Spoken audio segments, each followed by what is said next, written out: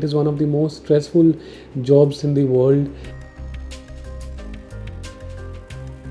And if you're not taking care of yourself, you're not working out well, then there are many diseases which are ready to attack you when spending around 80 lakhs and not even sure that you're going to get a job. सब होने के बावजूद आपके luck ने आपका साथ नहीं दिया.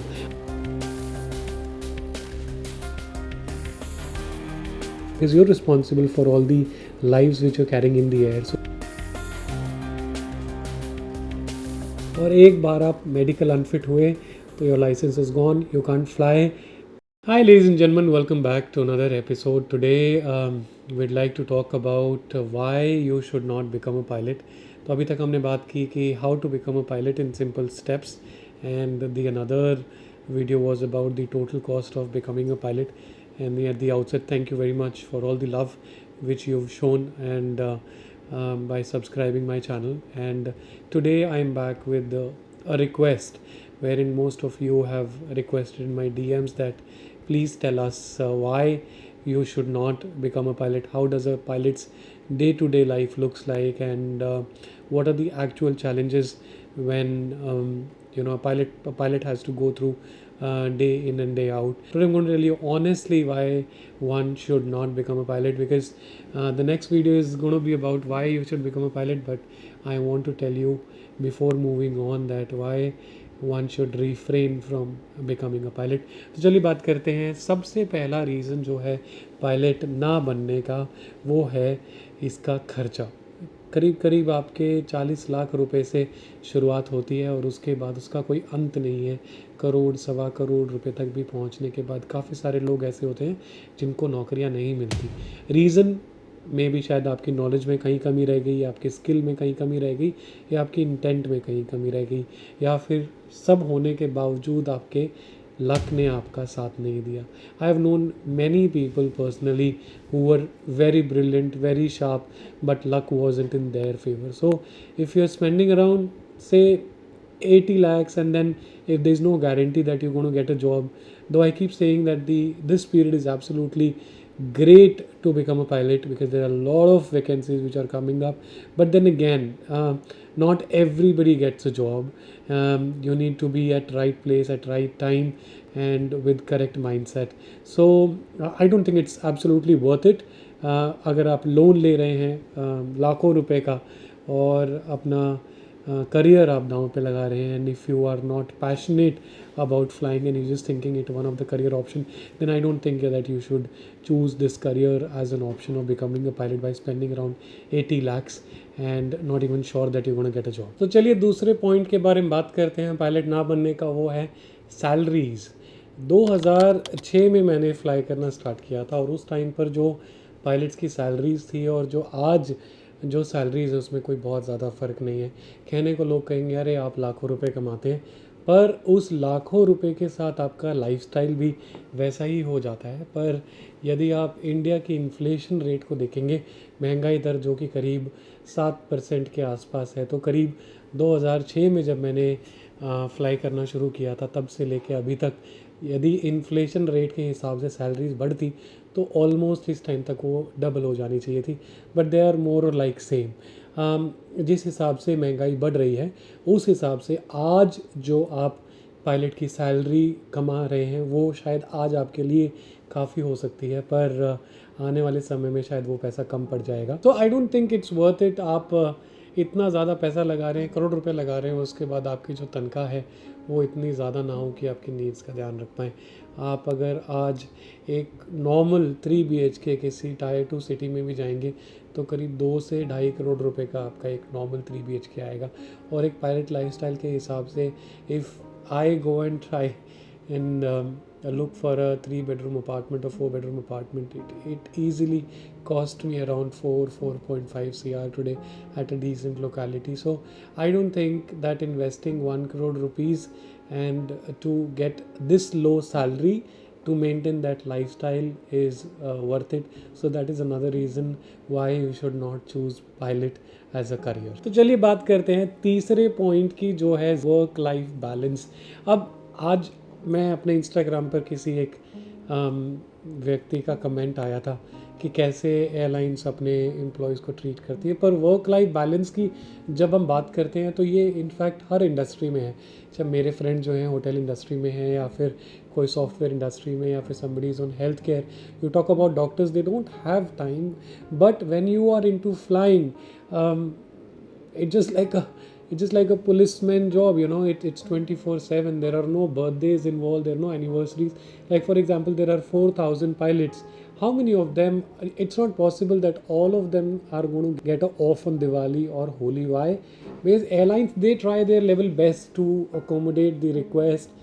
Like last year जिसको मिल गया था शायद इस साल उसको फ्लाई करना पड़े. So there are birthdays, there are anniversaries, there are different timings when you have to fly day in day out. So work life balance की बात लग जाती है. तो I doubt that this is one of the profession which is not very stable in terms of your work life balance. You should choose after spending almost a crore. So चौथे point की बात करते हैं जो कि है सबसे भयंकर, सबसे खतरनाक. उसका नाम है स्ट्रेस. अब नॉर्मली हम अपनी डे टू डे लाइफ में बोलते ही रहते हैं यार मुझे स्ट्रेस हो गया, यार you know I am in depression. But then these words are very scary when you actually know that what you're going through. So there are a lot of studies about the mental health issues revolving around pilots, because reason is that there is so much of stress while you're working. It is one of the most stressful jobs in the world. And for example लोग कहते हैं, मैं Instagram पर उस दिन reel देख रहा था, there was a comedian and he said that pilots को काम ही क्या होता है, वो बैठे रहते हैं और ऑटो पायलट काम करता है. पर तो मैं आपको बताता हूँ कि पायलट्स एक्चुअली करते क्या है. आप इमेजिन करो कि अगर आपको कभी किसी ट्रिप पे जाना हो और आप अपने ड्राइवर पर आपको भरोसा ना हो, जिस तरह मे भी आपको रात को ट्रैवल करना हो और आप एयरपोर्ट ही जा रहे हो या आपको किसी दूसरे स्टेट में जाना हो और you are in the car and you don't trust your driver whether that driver is well rested or not. So how anxious would you be? आप बैठ तो जाओगे लेकिन जितना ही ब्रेक आएंगे, मोड आएंगे और गाड़ी की स्पीड है उसके रिएक्शन में कहीं वो डिवाइडर पे चढ़ा ना दे, तो बेसिकली दैट एंग्जाइटी और that stress you would always have, because you're monitoring him, you're monitoring his actions. That is what pilots do. We are constantly monitoring the autopilot. Not that autopilot is not as good as the driver which you are in the car, but you know, मुसीबतें कभी आपको बता के नहीं आती हैं. And you always have to be very careful of what you're doing. Now imagine people think that pilots का जो है काम is very easy, just take off करना, landing करना, उसमें autopilot on कर देना. But the reality is very different. Now you imagine that you're in the car and that driver is, बेशक वो सही तरीके से गाड़ी चला रहा है, लेकिन अब आज जो आपका रास्ता है वो है बर्फीले पहाड़ों में, मे भी आप स्पीति चले गए और उस ड्राइवर की अब हो गई तबीयत ख़राब और उस बिल्कुल संकरे रास्ते में आप जो हैं आप अकेले हैं और वो ड्राइवर जो है गाड़ी चला नहीं सकता. अब हालांकि आपको गाड़ी चलानी आती है, पर आपको उन स्पीति में अगर आप घूमने गए हो तो उन खाइयों के पास आपको गाड़ी चलाने का कभी एक्सपीरियंस रहा नहीं है. Now how careful are you going to be when the driver can not drive and you have to take over and drive on those mountains which are snow laden and there is one mistake और आप खाई के अंदर घुस गए. तो pilots usually we fly on autopilot, but then when you fly at higher altitude 35,000 feet usually हमें कभी ऊपर इतनी ऊंचाई पर ऑटो पायलट या मैनुअल फ्लाइंग करने का एक्सपीरियंस कभी होता ही नहीं है या कभी हमें ज़रूरत पड़ती नहीं है. मैक्सिमम हम 10,000 फीट तक जो है हम ऑटो पायलट के बिना फ्लाई कर सकते हैं.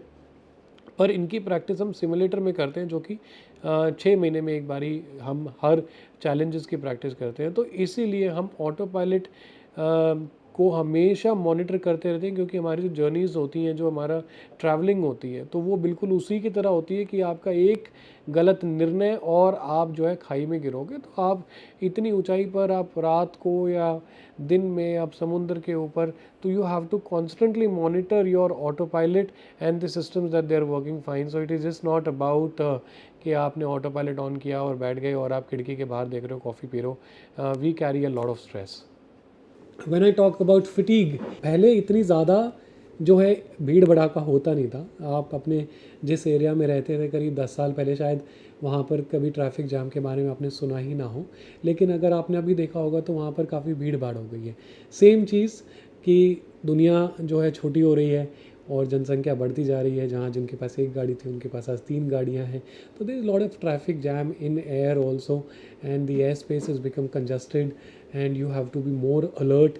जहाँ पहले रात को फ़्लाइट बहुत कम होती थी, अब रात को फ़्लाइट्स बहुत ज़्यादा हैं and airlines are also struggling with the slots. So the number of passengers have also gone up significantly high. There are new terminals which are opening up.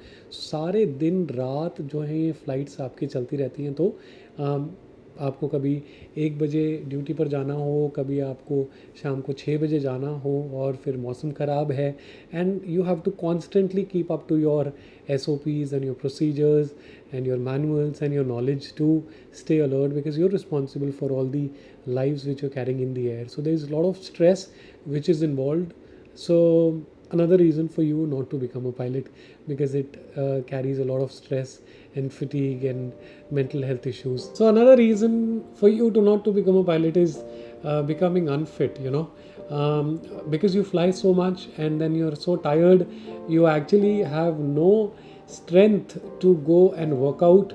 And if you don't work out and you reach 2 o'clock at the hotel and then all you want to order is just some food, and because of the pressurized cabin, because of the irregular work style, your gut takes a toll and you end up eating fast. You don't chew the food properly because of the air being dry and pressurized cabin. You are left dehydrated, and then again there are gut issues of bloating and acidity, and that creates a tension for your immune system. I'm sure you're aware the 70% of immune system depends upon your gut, and if you're not taking care of yourself, you're not working out well, then there are many diseases which are ready to attack you when you close into around 40. As I'm sure you must have read that there are a lot of early deaths because of cardiac issues. That is because of the stress and the amount of fatigue what they have, and they don't work out and they don't get time. So that is one reason that you should not be a pilot. और जो सबसे खतरनाक reason है pilot ना बनने का वो है आपका परमानेंटली मेडिकल अनफिट हो जाना। तो इतनी देर से जो मैं आपको बताया जा रहा हूँ मेडिकल मेंटल हेल्थ और फिज़िकल हेल्थ के बारे में, तो आप अपने आप को अगर स्वस्थ नहीं रखोगे, so there are high chances that you will get permanently medical unfit. और एक बार आप मेडिकल अनफिट हुए तो your licence is gone, you can't fly, कुछ आपका बैकअप नहीं है और ये दिन कभी भी आ सकता। आपका एक मेडिकल इशू और आपका करियर खत्म, फिर आप क्या करोगे? तो think about it. These are the points which I thought which are necessary to tell you why not to become a pilot, and think 10 times, 15 times before becoming a pilot. I'm going to come back another video that why you should become a pilot. There are ऐसा नहीं है कि सिर्फ ख़राब ही चीज़ें हैं that you should focus on. Why not to become a pilot? There are beautiful things why you should be a pilot that I'm going to cover in next video. And meanwhile, thank you very much for all your love and liking my videos and subscribing to my channel. I'll see you again soon. Thank you.